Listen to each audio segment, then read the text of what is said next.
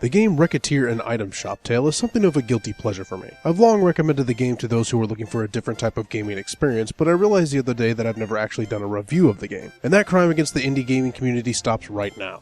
Recettear is the story of a lovable little scamp and her quest to get out from under the ludicrous amount of debt piled up by her deadbeat father. You'll do this by running a derelict item shop to earn cash to make weekly payments to the loan shark that follows you around everywhere in the form of a fairy. Alright, the game is set in a fantasy world and is a little heavy on the sweet aesthetic, but just go into the game knowing that the subject matter isn't exactly on par with saving the world from some kind of looming threat or anything quite so heavy.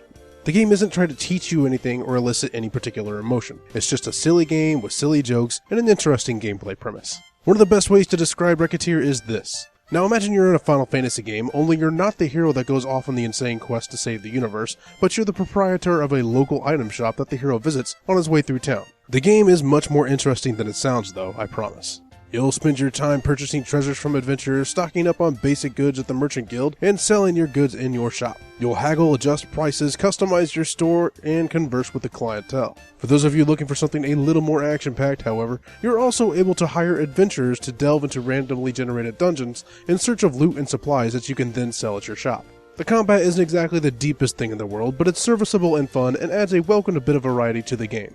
Just like any game though, Recettear is not without its quirks that could potentially put off some players. For instance, the game does come from the land of the rising sun, so all the spoken language is in Japanese. It fits the art style, but some people may find it foreign enough to garner some disdain. Also, some of the conversations are fairly long and can drag on and on. This is alleviated by the use of a skip button, but using said option can easily result in you missing some important information in the conversation. Fortunately, most of the dialogue is fairly witty and entertaining, making these long conversations a little more bearable. Now, leaning more towards the positive side of Recettear's offerings, the game features full controller support, and that's really the way I'd recommend playing for those of you who have a choice. There are a lot of new mechanics introduced throughout the game that keep the pace feeling natural and never dull. For instance, you won't just be buying and selling items willy-nilly. You'll commonly have to take orders for future purchases, balance your prices when a certain type of product gains popularity, and even install a vending machine to automatically sell some of your cheaper items without you having to bother with conversing with the customers. While some younger players may not appreciate it, the technical aesthetic is very reminiscent of the PS1 era. This is especially true when in the dungeons.